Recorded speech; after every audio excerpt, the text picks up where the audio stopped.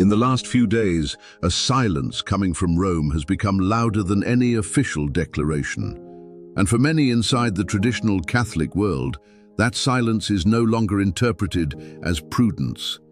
It is being interpreted as hesitation. Because something changed unexpectedly in the FSSPX case. And what is unfolding right now could become one of the defining moments of the pontificate of Pope Leo XIV. The question is no longer whether Rome considers the episcopal consecrations of July 1st illicit. That point has already been made clear internally. The real question now is this: why has the Vatican suddenly stopped short of immediate action? To understand the magnitude of what is happening, we must begin with the chronology. On April 28, 2026, Vatican journalist Diane Montagna published a report through LifeSite News that spread rapidly throughout traditionalist circles in Europe, the United States, and Latin America. According to the report, the Dicastery for the Doctrine of the Faith had already prepared a declaration of schism to be issued against the Society of Saint Pius X if the Society proceeded with the episcopal consecrations scheduled for July 1st. The report included a crucial detail. The document had reportedly already been signed by Cardinal Victor Manuel Fernandez. But that was not the most explosive part. The truly revealing element was this: Rome had allegedly already begun organizing pastoral structures to receive priests and faithful who might leave the society after the expected excommunications. That changes the picture completely, because it means the Vatican was not merely preparing a doctrinal response, it was preparing operational consequences. This was no theoretical scenario, it was an active contingency plan. Then, 2 days later, another major traditionalist source amplified the situation further. The Italian platform associated with Vatican correspondent Marco Tossati published an article claiming that the decree of excommunication was effectively ready and modeled directly after the 1988 decree issued after Archbishop Lefebvre's episcopal consecrations. The implication was unmistakable. History was about to repeat itself, and for several days, that seemed inevitable. The atmosphere among traditional Catholics changed rapidly. Priests began discussing contingency plans privately. Faithful, attached to the traditional Mass, speculated openly about what a new rupture with Rome would mean under Leo XIV. Some feared a definitive break. Others believed Rome was finally preparing to crush the society once and for all. And then, something unexpected happened. The expected Vatican declaration never came. No official warning, no public ultimatum, no direct confirmation. Instead, reports began emerging from Italian Catholic media that Rome appeared to be slowing down, not reversing course, but pausing. And that pause changed everything, because pauses inside the Vatican are rarely accidental, especially when they happen only weeks before an event of this magnitude. Then came another development that many initially overlooked. On April 13, 2026, the Vatican officially announced an extraordinary consistory for June 26th and 27th. All the world's cardinals were summoned to Rome. The theme, personally chosen by Leo XIV, was deeply symbolic. Starting again from Evangelii Gaudium. At first glance, many Catholics outside traditionalist circles saw nothing unusual in that phrase. But among traditionalists, it landed like an alarm bell, because Evangelii Gaudium was not simply a pastoral document. It was the foundational manifesto of the pontificate of Pope Francis. Synodality, peripheral outreach, dialogue, a missionary church turned outward. For supporters of Francis, it represented renewal. For many traditionalists, it represented the acceleration of ambiguity inside the church. And now, Leo XIV was explicitly invoking it as the framework for his extraordinary consistory, just days before the July 1st consecrations. That timing matters because it creates two competing interpretations. The first interpretation is strategic consolidation. According to this reading, Leo XIV is gathering the cardinals to secure broad consensus before acting decisively against the FSSPX. In this scenario, the delay is tactical, not conciliatory. Rome pauses publicly while preparing privately. The second interpretation is entirely different. It suggests that the Vatican has realized something uncomfortable. A new excommunication may not weaken the society at all. It may strengthen it. And here lies the paradox no one inside Rome wants to state openly.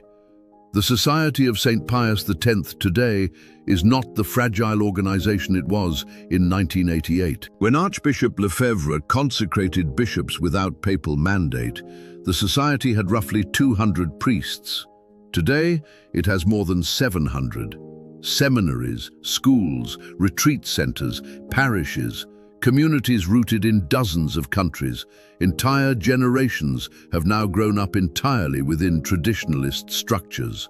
This changes the equation completely, because Rome is no longer confronting an emergency movement struggling for survival. It is confronting an established international reality. And history complicates matters further. The excommunications of 1988 did not destroy the society. In many ways, they amplified it. Media attention increased visibility. Young priests became interested.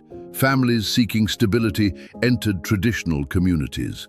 And over time, the SSPX expanded. That fact matters enormously, because it means the Vatican must now ask itself a painful question.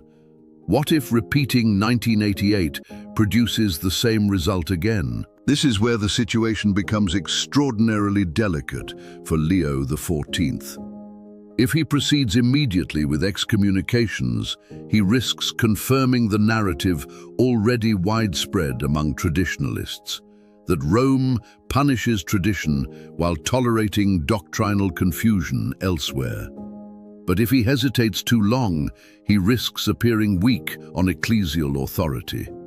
And this is not merely a canonical issue, it is about the visible structure of the Church.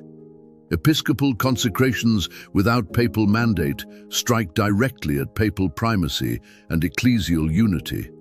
No Vatican can simply ignore that, which means Leo XIV now stands before two dangers simultaneously. Act too quickly, and he may trigger another expansion of traditionalist resistance. Act too slowly, and he may weaken the credibility of Roman authority itself. That is why the June Consistory matters so much. Because the cardinals gathering in Rome are not discussing an abstract theological question. They are confronting a strategic crossroads. What is the Church supposed to do when sanctions no longer produce obedience? That question changes everything, because historically, excommunication functioned partly through isolation. But the modern traditionalist movement is no longer isolated. It has media networks, publishing houses, schools, international connections, online influence, and perhaps most importantly, younger families. Rome understands this perfectly, which explains another detail hidden inside the reports. The Vatican was allegedly preparing pastoral pathways for priests and faithful willing to leave the society after the expected sanctions. That reveals Rome's actual strategy, not simply punishment, fragmentation.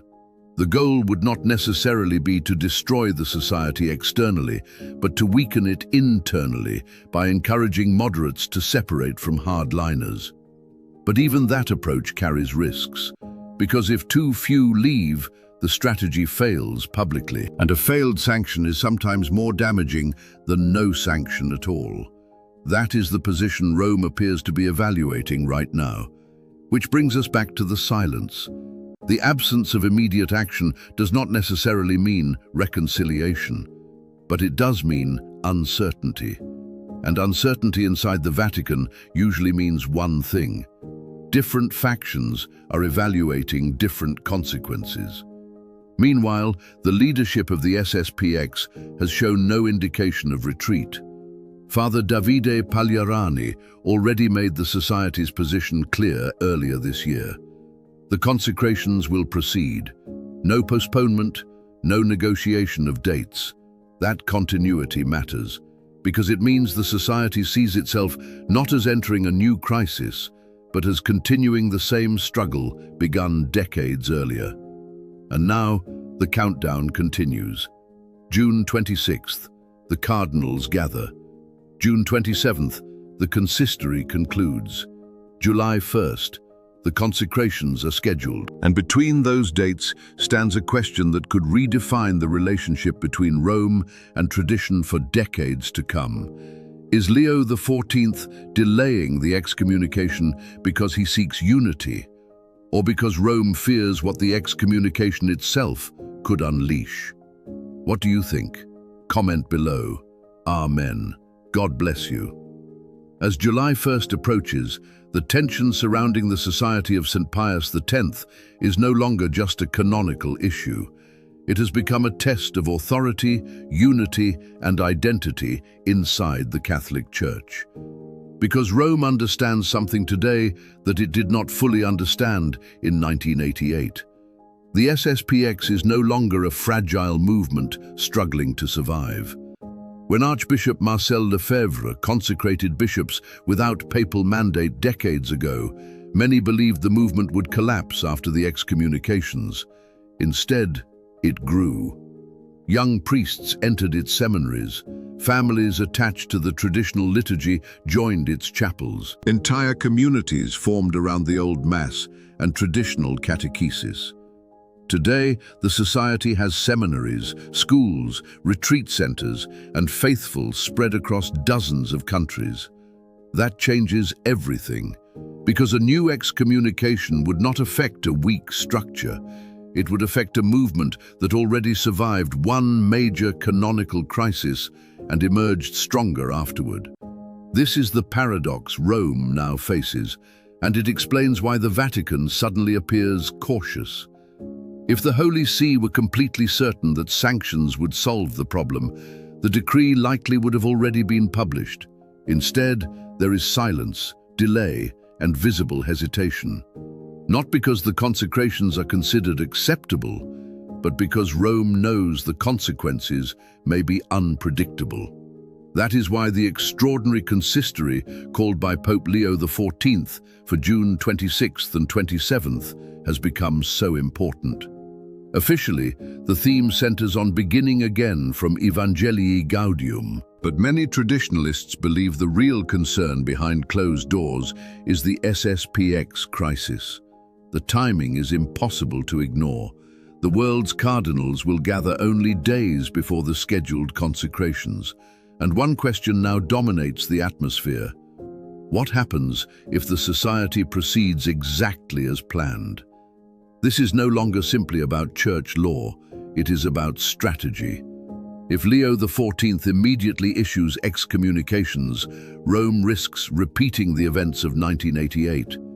The Society could once again gain international attention and attract Catholics already frustrated by confusion surrounding doctrine, liturgy, and synodality in parts of the Church. But if Rome delays too long, another danger appears. The perception that episcopal consecrations without papal mandate no longer carry serious consequences. That could weaken the visible authority of the papacy itself. This is why the situation has become so delicate, because both choices involve risks. At the same time, many traditional Catholics believe there is a double standard inside the Church.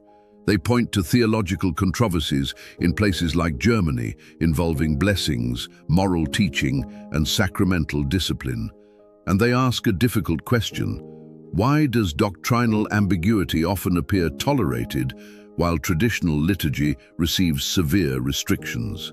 Whether fair or unfair, that perception matters enormously, because perceptions shape loyalty, and Rome understands this.